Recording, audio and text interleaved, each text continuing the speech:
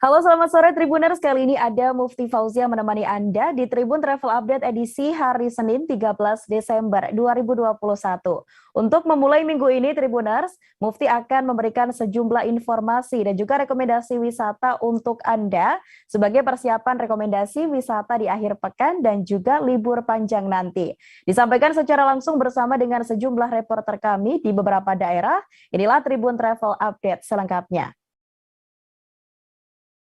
Baik Tribuners, untuk informasi pertama kali ini kita akan menuju ke kota kecil di Provinsi Lampung yang kental dengan nuansa Jawa, yakni Kota Metro. Kota Metro bukan sekedar kota pendidikan Tribuners. Daerah ini juga menyimpan sejumlah cagar budaya.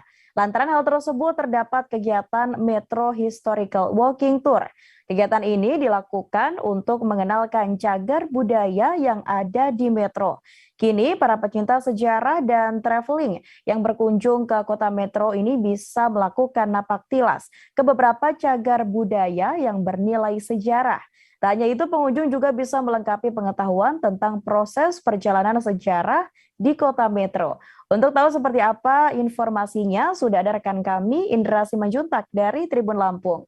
Halo, selamat sore Indra. Ya, sore Mufti. Baik rekan Indra, bisa diceritakan kepada Tribuner seperti apa sebenarnya Metro Historical Walking Tour dan siapa pihak yang mengadakan kegiatan ini, Indra? Ya, jadi sebenarnya Metro Walking Tour ini merupakan inisiasi atau kolaborasi antara pemerintah Kota Metro dengan pemerhati sejarah yang tergabung dalam Rumah Informasi Sejarah. Ini ingin mengenalkan potensi-potensi wisata yang terutama ada unsur sejarahnya di situ, cagar budaya yang sudah ditetapkan oleh pemerintah kepada masyarakat atau kepada warga yang datang ke Kota Metro. Karena kebetulan Metro ini merupakan kota kolonial atau peninggalan dari Belanda. Demikian, Mufti. Baik Indra, ketika Anda berkunjung ke sana, bisa diinformasikan terkait dengan cagar budaya apa saja yang bisa dinapaktilasi di Kota Metro ini dan apa saja keunikannya, Indra? Ya, untuk cagar budaya dalam walking tour ini, pengunjung atau masyarakat bisa melihat 5 lokasi yang telah ditetapkan sebagai cagar budaya. Itu yang pertama dimulai dari Menara Masjid Taqwa, merupakan bangunan masjid tertua di Kota Metro. Kemudian dari situ RIS atau guide menceritakan sejarah, kemudian menuju ke Rumah Asisten Wedana. Ini merupakan rumah peninggalan Belanda dengan desain Indis atau desain kolonial, dan dilanjutkan ke rumah sakit atau klinik Santa Maria yang juga mengambil tema arsitektur kolonial.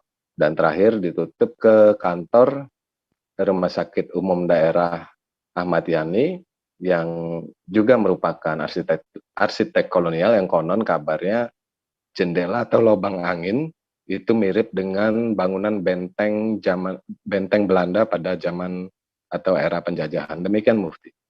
Baik Indra, mungkin juga banyak Tribuners yang penasaran Indra terkait dengan walking tour ini. Mungkin bisa diinformasikan bagaimana cara untuk bisa mengikuti walking tour ini? Ya, caranya sangat mudah sekali bagi wisatawan lokal ataupun asing yang datang ke Metro. Itu bisa mengunjungi Rumah Informasi Sejarah yang terletak di belakang Taman Kota Metro untuk bisa ikut Metro Walking Tour, dan semuanya itu gratis. Nanti ada guide dari RIS atau Rumah Informasi Sejarah yang bersedia untuk mengantarkan teman-teman yang tertarik dengan menceritakan asal-usul bangunan tersebut. Demikian, Mufti. Baik, terima kasih Indra atas informasi Anda. Semoga informasi Anda ini juga bisa menginformasikan kepada Tribuners yang ingin berwisata ke sana. Selamat bertugas kembali Indra. Kita menuju ke informasi selanjutnya Tribuners. Kali ini ada rekomendasi berlibur ke wisata lokal di Kabupaten Empat Lawang. Ada Taman Wisata Bunga Buaksi bertempat di Kabupaten Empat Lawang. Letaknya ada di Jalan Poros Tebing Tinggi, Pendopo, Kabupaten Empat Lawang. Dan lokasi wisata ini banyak dipilih warga untuk mengisi akhir pekan. Meskipun terbilang belum terlalu lama dan terletak di lokasi yang terpencil, namun lokasi ini tak pernah sepi pengunjung. Di sini selain menikmati indah pemandangan Bukit Barisan, Pulau Sumatera, pengunjung juga bisa menikmati koleksi tanaman hias berupa Taman Buaksi. Dan pastinya Tribuners untuk tahu seperti apa informasi dan juga keindahan di sana, sudah ada rekan kami Sahri Ramadan dari Tribun Sumsel. Halo, selamat sore Sahri. Selamat sore rekan Mufti. Baik, Sahri, bisa dijelaskan Sahri terkait dengan lokasi wisata ini, kira-kira seperti apa ramainya pengunjung di sana dan biasanya pengunjung ini lebih sering datang di waktu apa, Sahri? Baiklah rekan Mufti dan juga pemirsa Tribun News. Untuk lokasi Taman Bunga Buaksi sendiri memang bisa dikatakan belum terlalu lama, baru beberapa tahun ini. Walaupun bisa dikatakan pengunjungnya tidak terlalu ramai di setiap harinya, akan tetapi di akhir pekan itu lumayan ramai. Ini terutama di momen mendekati akhir tahun ini, berdasarkan pantauan kami langsung di sana ini hari ini itu lumayan ada yang berkunjung. Begitu rekan Mufti. Baik, rekan Sahri. Lalu jika berkunjung ke sana rekan Sahri, kira-kira aktivitas warga yang bisa dilakukan di sana ini apa saja, Sahri? Baiklah rekan Mufti, untuk di sana selain juga menikmati atau melihat-lihat koleksi tanaman hias ataupun bunga yang ada di Taman Buaksi, pengunjung juga bisa menikmati hamparan luasnya Bukit Barisan, khususnya Bukit Barisan yang ada di kawasan Provinsi Sumatera Selatan di Kecamatan Tebing Tinggi dan Kecamatan Pendopo. Selain itu, pengunjung juga biasanya suka menghabiskan waktu di sini itu dengan berkemah ataupun makan siang bersama keluarga, seperti itu rekan Mufti. Baik, Sahri. Lalu mungkin jika ingin berkunjung ke sana dan menikmati berbagai macam fasilitas yang disediakan begitu, ini kira-kira perjalanan atau rute untuk menuju ke sana seperti apa, Sahri? Baik, untuk menuju ke Taman Buaksi sendiri memang agak sedikit jauh bisa dikatakan, karena memang letaknya itu lumayan terpencil, lumayan jauh dari pemukiman warga. Nah, untuk mungkin untuk pemirsa yang penasaran dan ingin berkunjung ke Taman Buaksi ini, bisa melewati jalan poros Tebing Tinggi Pendopo, yang memang jalan itu kalau kita datang dari arah Kota Pagar Alam itu sekitar perjalanannya kurang lebih 1 hingga 2 jam. Sedangkan kalau untuk dari arah Kota Lubuk Linggau itu sekitar 2 hingga 3 jam. Memang lokasinya cukup jauh dan cukup terpencil. Begitu rekan Mufti. Baik, rekan Sahri, terima kasih atas laporan Anda. Kami tunggu informasi Anda selanjutnya dan selamat bertugas kembali rekan Sahri. Terima kasih.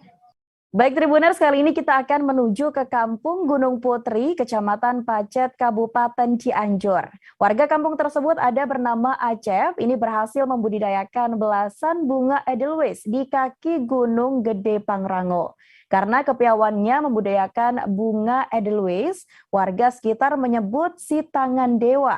15 bibit yang ia ambil dari Gunung Gede ini sudah berjumlah banyak karena memang Acep memperlakukan cara stek dan semai dari biji untuk diperbanyak. Atas izin dari Balai Taman Nasional Gunung Gede Pangrango, Acep saat ini sedang mendesain sebuah taman bertajuk Taman Edelweiss. Taman yang dilindungi ini tumbuh subur di camping ground yang ia kelola. Nah, Tribuners untuk tahu keindahan dan juga informasi lengkapnya, sudah ada rekan kami Ferry Amiril dari Tribun Jabar. Halo, selamat sore Ferry. Selamat sore rekan Mufti dan baik rekan Ferry, bisa diinformasikan kepada Tribuners terkait dengan lokasi ini di mana, Ferry? Baik rekan Mufti dan pemirsa. Jadi ada satu kawasan baru ya di Cianjur untuk dikunjungi. Nanti pada bisa mengejutkan membuat Taman Edelweiss yang tumbuh hanya di puncak-puncak gunung. Warga ini bernama Acep, dia mengambil 15 bibit untuk ditanam di dekat perkampungan ya, masih di kaki gunung itu, atas seizin dari Taman Nasional Gunung Gede Pangrango. Nah, sudah setahun umurnya saat ini ada 15 indukan dan mungkin jumlahnya sekarang sudah ratusan karena ada stek dan penyemaian rekan Mufti. Baik, rekan Ferry. Lalu Acep sendiri ini terinspirasi dari mana sehingga bisa membuat taman dan juga membudidayakan edelweiss ini? Oke, rekan Mufti, dia emang sudah sejak lama ya selalu turun naik gunung. Bagi dia itu perjalanan ke puncak itu seperti ke perjalanan ke kamar mandi. Orang baru biasanya kita menempuh 6 sampai 8 jam, dia ke puncak ini hanya 2 jam saja rekan Mufti. Jadi dia sambil bolak-balik itu dia merenung kira-kira ini para pengunjung ini ke puncak ini selalu berfoto berselfie ria di puncak gunung. Nah, dia ingin memberikan satu inspirasi di spot selfie baru di kawasan camping ground Bobojong namanya, masih di kaki gunung. Jadi sekitar 30 menit rekan Mufti dari terminal Gunung Putri. Kalau para pendaki dan pencinta mendaki itu pasti tahu lah dari trek Gunung Putri rekan Mufti. Baik, Ferry. Lalu dari informasi yang Anda dapatkan, Ferry, siapa sebenarnya yang menginspirasi Acep untuk membuat atau membudidayakan Edelweiss, dan berapa jumlah bunga Edelweiss di tempat tersebut sekarang, Ferry? Oke, rekan Mufti. Jadi dia terinspirasi dari teman-temannya di sekitar kampung yang selalu menanam Edelweiss ini, tapi mati. Berapa minggu mati. Jadi dia terinspirasi bagaimana dia caranya agar Edelweiss ini bisa tumbuh seperti di puncak gitu. Jadi orang tidak harus capek ke puncak 8 jam naik gunung. Nah, inspirasinya sendiri emang datang dari warga sekitar yang emang di kebun-kebunnya selalu menanam Edelweiss tapi mati gitu. Jadi dia mencoba untuk mengembangkan cara-cara baru. Saya juga belum diketahui ada pupuk segala macam, cara-caranya seperti itu rekan Mufti. Baik, rekan Ferry. Terima kasih atas laporan dan informasi Anda, rekan Ferry. Ya, sama-sama. Selamat sore. Ya. Baik, dan Tribuners terkait dengan informasi tersebut, kami juga sempat melakukan wawancara dengan Acep yang merupakan warga Gunung Putri yang menginisiasi Taman Edelweiss, dan berikut informasinya untuk Anda. Ini di tahun 2020 ya. Mulai awal buka camping ground ini, saya minta izin bisa enggak saya tanam Edelweiss di sini sama Taman Nasional, ya diizinin. Saya ambil ke atas, saya tanam, alhamdulillah. Ini template untuk percobaan. 15 pohon. 15 pohon ya. Pohon. Awalnya diambil emang dari puncak Pak ya? Dari puncak. Kira-kira 20 cm ketinggiannya. Ketinggiannya. Ini sampai berbunga begini sampai pas 1 tahun. Ini sudah 1 tahun? 1 tahun. Sudah 1 tahun, pemirsa. Pak, kan ini biasanya di puncak, Pak. Kok bisa tumbuh di kaki lah ini ya, istilahnya kaki lereng atau kaki ini, Pak, disebutnya? Ya, mungkin orang di sini juga pernah. Setiap pekarangan rumah banyak yang tanam, cuma paling sebulan 3 bulan mati. Mati ya. 1 menit. Baik, Tribuners, masih banyak informasi yang akan kami sajikan untuk Anda. Selesai jeda kami akan kembali dengan informasi menarik lainnya. Tetaplah bersama kami di Tribun Travel Update. Yang tidak berdarah itu biasanya ditandai dengan adanya penyumbatan. Kalau itu terjadi di sini mungkin pikirnya tidak ke situ kali ya. Tapi kalau di Korea atau di Kamboja itu ada beberapa paper yang saya itu Mas, ya, dulunya tukang koran. Oh gitu ya. Tukang koran. Ya, saya baca ya, Pak. Tuh kan pernah baca kan? Ya. Jadi kalau saya jadi tanggam itu udah bersyukur banget. Si anak ini dijadikan sebagai tersangka begitu. Ya, kalau ini kita bicara yang di luar kasus Kebun Ombo ya. Dengan nama hujan shower, di mana terdapat batas jelas antara daerah hujan dan tidak hujan yang biasanya terjadi pada fase awal mature stage atau tahap berbahaya itu Kang. Jadi mulai artinya terjadinya perlembekan. Nah itu untuk penetrasi akan sulit begitu ya. Dok, saya ini menurut saya memang tidak mudah, bukan urusan tanah diambil. Kalau misalnya Amerika Serikat sekarang, Rasulullah mengatakan dalam sebuah hadis bahwa berpuasa di 6 hari Syawal itu. Oke, apa kabar Bang Arif di sini untuk strateginya? Kalau saya sendiri di Jumit 37 ini yang semalam baru mulai, saya udah sebenarnya aku nggak ngerasa itu penangkapan atau penggerebegan atau apapun itu, karena gini loh, posisinya aku kriteria. Jadi kita mengenal disebut dengan stroke yang tidak berdarah dengan stroke yang berdarah. Stroke yang tidak berdarah itu biasanya ditandai dengan adanya penyumbatan. Kalau itu terjadi di sini mungkin pikirnya tidak ke situ kali ya. Tapi kalau di Korea atau di Kamboja itu ada beberapa paper yang saya itu mas, ya dulunya tukang koran. Oh gitu ya. Tukang koran. Ya saya baca itu Pak. Tuh kan pernah baca kan? Ya. Jadi kalau saya jadi Pangdam itu udah bersyukur banget. Kak, si anak ini dijadikan sebagai tersangka begitu. Ya kalau ini kita bicara yang di luar kasus Situbondo ya. Dengan nama hujan shower, di mana terdapat batas jelas antara daerah hujan dan tidak hujan yang biasanya terjadi pada fase awal master stage atau tahap berbahaya itu Kang. Jadi mulai artinya terjadinya perlembekan. Nah itu untuk penetrasi akan sulit. Gitu ya. Dok, saya ini menurut saya memang tidak mudah, bukan urusan tanah diambil.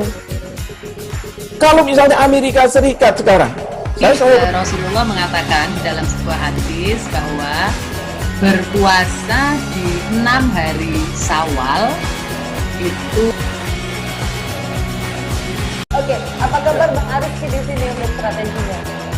Kalau saya sendiri di Jumip 37 ini yang semalam baru mulai, saya udah sebenarnya aku nggak ngerasa itu penangkapan atau penggerebegan atau apapun itu, karena gini loh, posisinya aku kriteria. Jadi kita mengenal disebut dengan stroke yang tidak berdarah dengan stroke yang berdarah. Stroke yang tidak berdarah itu biasanya ditandai dengan adanya penyumbatan. Kalau itu terjadi di sini mungkin pikirnya tidak ke situ kali ya. Tapi kalau di Korea atau di Kamboja itu ada beberapa paper yang saya itu mas, ya dulunya tukang koran. Oh gitu ya. Tukang koran. Ya saya baca itu Pak. Tuh kan pernah baca kan? Ya. Jadi kalau saya jadi Pangdam itu udah bersyukur banget. Kak, si anak ini dijadikan sebagai tersangka begitu. Ya kalau ini kita bicara yang di luar kasus Situbondo ya. Dengan nama hujan shower, di mana terdapat batas jelas antara daerah hujan dan tidak hujan yang biasanya terjadi pada fase awal master stage atau tahap berbahaya itu Kang. Jadi mulai artinya terjadinya perlembekan. Nah itu untuk penetrasi akan sulit. Gitu ya. Dok, saya ini menurut saya memang tidak mudah, bukan urusan tanah diambil. Kalau misalnya Amerika Serikat sekarang, Rasulullah mengatakan dalam sebuah hadis bahwa berpuasa di 6 hari Syawal itu. Oke, apa kabar Bang Arif di sini untuk strateginya? Kalau saya sendiri di Jumip 37 ini yang semalam baru mulai, saya udah sebenarnya aku nggak ngerasa itu penangkapan atau penggerebegan atau apapun itu, karena gini loh, posisinya kriteria. Jadi kita mengenal disebut dengan stroke yang tidak berdarah dengan stroke yang berdarah. Stroke yang tidak berdarah itu biasanya ditandai dengan adanya penyumbatan. Kalau itu terjadi di sini mungkin pikirnya tidak ke situ kali ya. Tapi kalau di Korea atau di Kamboja itu ada beberapa paper yang Baik Tribuners, Anda kembali menyaksikan Tribun Travel Update bersama saya Mufti Fauziah. Tribuners, Dinas Pariwisata atau Dispar Kota Jayapura meminta pemilik pondok ataupun gazebo dan juga tempat duduk di pantai dan untuk menyediakan pengunjung untuk menerima pemerataan harga. Selain itu, penyediaan dilakukan agar pemilik pondok ataupun pengelola tempat wisata ini tidak mengambil keuntungan dari hal-hal yang tidak semestinya. Pemerintah setempat pun meminta agar pengelola wisata, masyarakat, pemilik tempat wisata lebih memanfaatkan jasa, misalnya menyediakan cenderamata ataupun kerajinan. Dan Tribuners, untuk tahu lebih lengkapnya informasi tersebut, sudah ada rekan kami Aldi Wimantara dari Tribun Papua. Halo, selamat sore Aldi. Halo, selamat sore Mufti dan juga Tribuners di seluruh Indonesia dari Jayapura, Papua. Dilaporkan memang ini benar sekali Mufti dan juga Tribuners, Kepala Dinas Pariwisata Kota Jayapura, Matias Benonimano, dirinya meminta kepada para pemilik ataupun pengelola tempat-tempat wisata, khususnya yang memiliki pondok ataupun gazebo di objek wisata pantai yang ada di Kota Jayapura untuk bisa ataupun dapat menyamaratakan harga, maksud saya, harga pondok begitu untuk agar nantinya memudahkan akses pengunjung agar nantinya wisatawan baik itu dari luar kota maupun dari dalam Kota Jayapura dapat tentunya mengetahui informasi ini dengan baik sehingga tidak terjadinya kebingungan saat berada di tempat wisata khususnya objek wisata pantai yang ada di Kota Jayapura. Mufti. Baik Aldi, lalu dari informasi yang Anda dapatkan, kira-kira latar belakang dari pemerintah sendiri menyeragamkan harga pondok atau tempat wisata dari Kadisdisper Kota Jayapura ini seperti apa, Aldi? Iya, baik Mufti dan juga Tribuners, memang berdasarkan informasi yang saya peroleh, berdasarkan hasil wawancara dari Kepala Dinas Pariwisata Kota Jayapura, yakni Bapak Matias Benonimano, dirinya menyebutkan memang alasan utama di balik kebijakan keseragaman harga pondok pondok wisata yang ada di pantai ini memang dikarenakan dirinya melihat fenomena yang ada di Kota Jayapura sendiri, di mana para pengelola wisata ataupun kepala adat, dalam hal ini kita menyebutnya di Papua sebagai Ondo Afi, ini sebagian pihak ya menyamaratakan ataupun tidak menetapkan harga yang pasti begitu terkait dengan pondok-pondok wisata. Jadi memang di pantai-pantai yang ada di Kota Jayapura sendiri masih banyak ditemui oleh pengunjung wisatawan terdapat harga yang berbeda-beda, dan ini perbedaannya terkadang jauh begitu, sehingga memang ini dibutuhkan sekali untuk satu kebijakan yang pakem begitu untuk diikuti oleh semua para pihak pengelola pondok wisata ataupun pengelola wisata yang ada di Kota Jayapura untuk dapat menyamaratakan harga pondok agar tentunya dapat diakses lebih mudah oleh para pengunjung wisata yang ada di Kota Jayapura. Mufti. Baik Aldi, dan mungkin bisa diinformasikan sebenarnya bagaimana begitu ya kondisi pengelolaan tempat wisata di Jayapura sendiri khususnya, Aldi?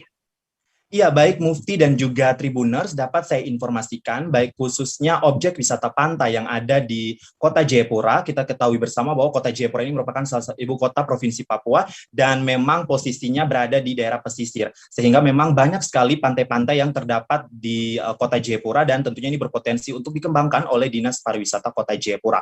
Namun yang menjadi tantangan ataupun permasalahan saat ini dalam pengembangannya ialah agak sedikit terjadi perbedaan pendapat ataupun bentrok kecil begitu terkait dengan adanya kebijakan penyemarataan harga untuk menetapkan harga standar pastinya untuk tempat wisata khususnya pondok maupun gazebo ataupun tempat duduk yang ada di pantai, sehingga ini mengakibatkan beberapa pihak tentunya agak sedikit keberatan dengan kebijakan ini. Namun tentunya sosialisasi sebelumnya juga terus dilakukan oleh Dinas Pariwisata Kota Jayapura terkait dengan penyemarataan harga ataupun memberikan standar pasti terkait dengan harga penetapan pondok wisata yang ada di objek wisata pantai di seluruh wilayah Kota Jayapura. Mufti.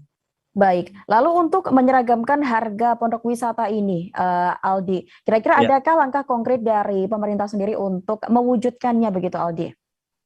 Ya, memang berdasarkan hasil wawancara saya bersama dengan Kepala Dinas Pariwisata Kota Jayapura, yakni Bapak Matias Benonimano, dirinya memang menyebutkan dalam kesempatan wawancara bersama saya, ia menyebutkan bahwa ini usaha yang sudah dilakukan, memang pihaknya terus mendorong ya proaktif untuk menerbitkan semacam perda ataupun peraturan-peraturan begitu setingkat kota yang mengatur memang terkait dengan perihal penetapan harga pondok wisata yang ada di pantai-pantai di Kota Jayapura. Dan memang dirinya juga menyebutkan sebelumnya memang pihaknya sudah melakukan kesepakatan bersama dengan para Ondo Afi ataupun pengelola tempat wisata yang ada di Kota Jayapura, khususnya objek wisata pantai ini, untuk menyamaratakan harga, di mana Mufti dan juga Tribuners di dalam kesepakatan itu telah disepakati bersama antara pihak pemerintah dan juga para pengelola wisata, khususnya para masyarakat adat ini, di mana menentukan untuk pondok yang memiliki atap itu harganya Rp200.000 dan juga untuk pondok yang tidak memiliki atap seharga Rp100.000. Nah, ini sebelumnya memang keputusan ini sudah disepakati oleh kedua belah pihak. Namun dalam seiring perjalanannya waktu ya, kita tahu bersama kemarin sempat Papua dipilih sebagai tuan rumah penyelenggaraan Pekan Olahraga Nasional dan juga Pekan Paralimpiade Nasional beberapa waktu lalu. Ini juga meningkatkan animo kunjungan wisatawan khususnya di objek wisata pantai yang ada di Kota Jayapura, sehingga memang aturan ini agak sedikit diabaikan. Namun ini kembali setelah PON dan pasca PON dan juga Peparnas ini kembali untuk digencarkan lagi untuk tetap diterapkan standar yang sudah disepakati bersama. Dan ini tentunya menjadi pengingat bagi semua pihak agar sama-sama di daerah wisata kita selalu untuk menciptakan sabta pesona, dan juga bagaimana para pengelola wisata ini diminta untuk memberikan rasa keamanan, kenyamanan begitu untuk dapat memberikan rasa nyaman bagi para pengunjung wisata untuk datang berwisata khususnya di pantai-pantai yang ada di Kota Jayapura. Mufti, demikian laporan singkat saya dari Jayapura, Papua. Untuk sementara kembali ke Mufti di studio.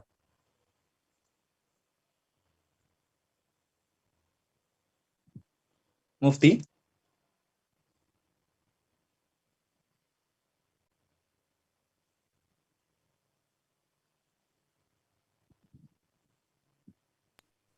Mufti?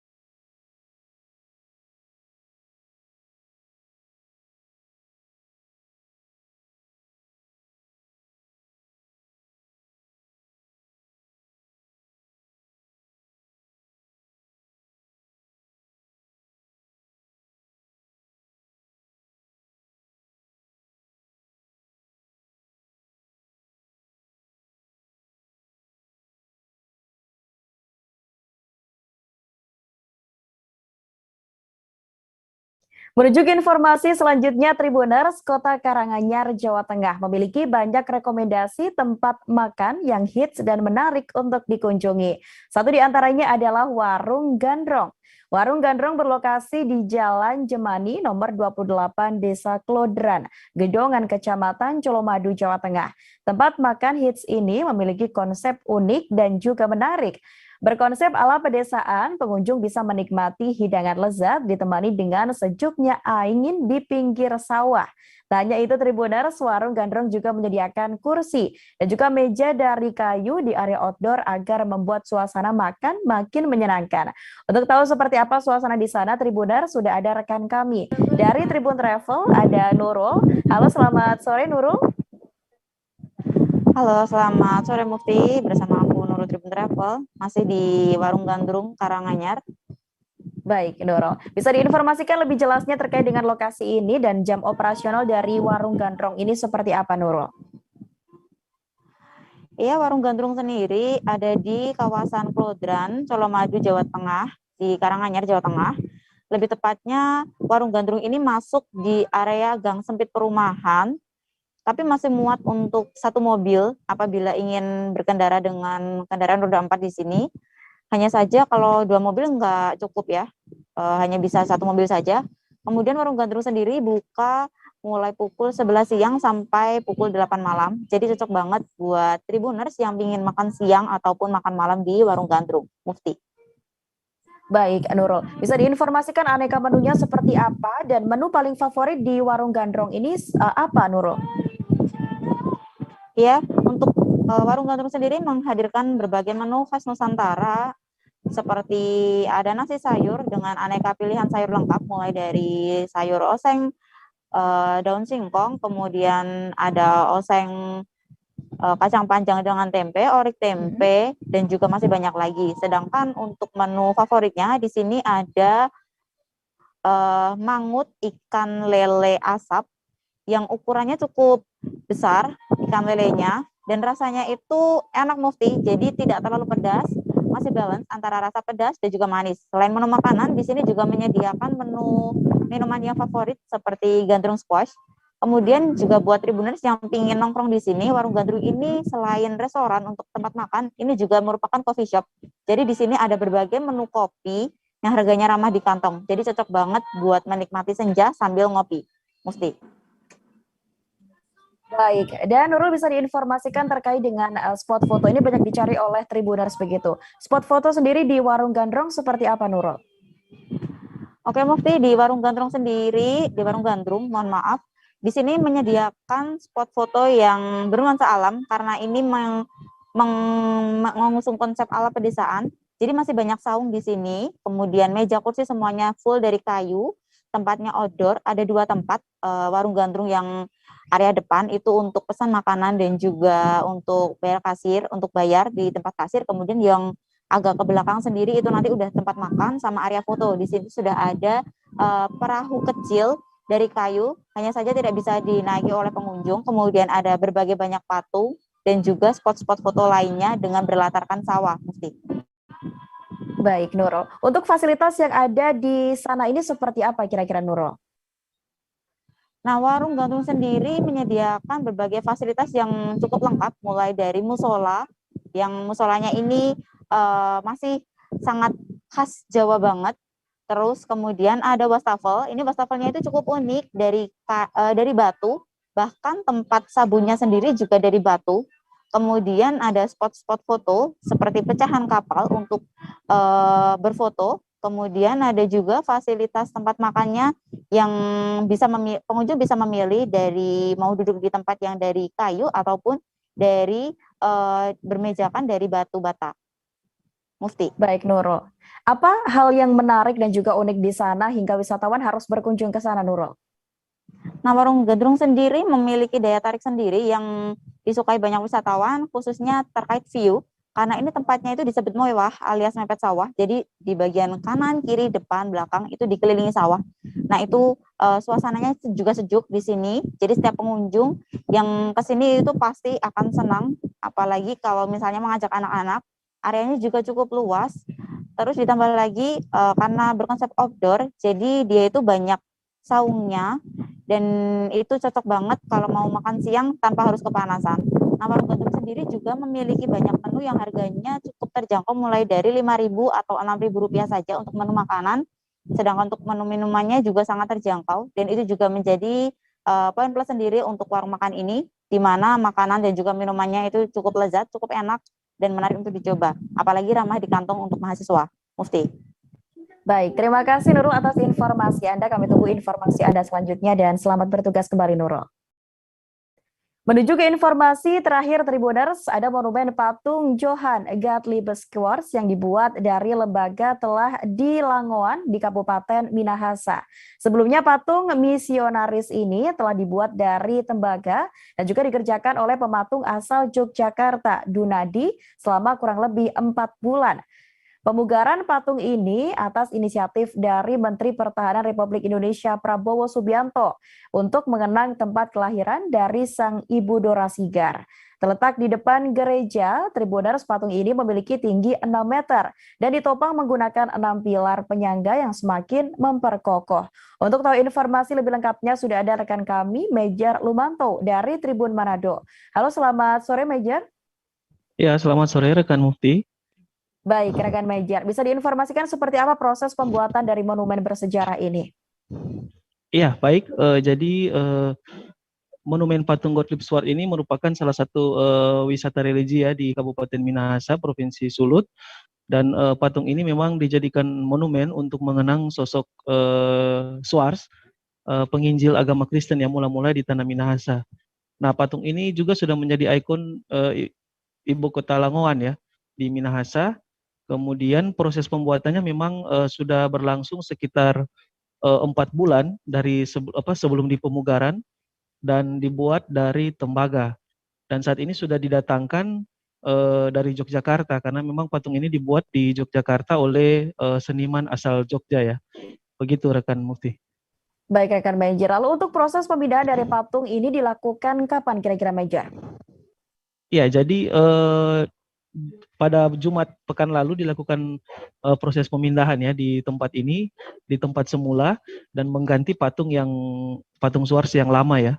Begitu rekan Mufti.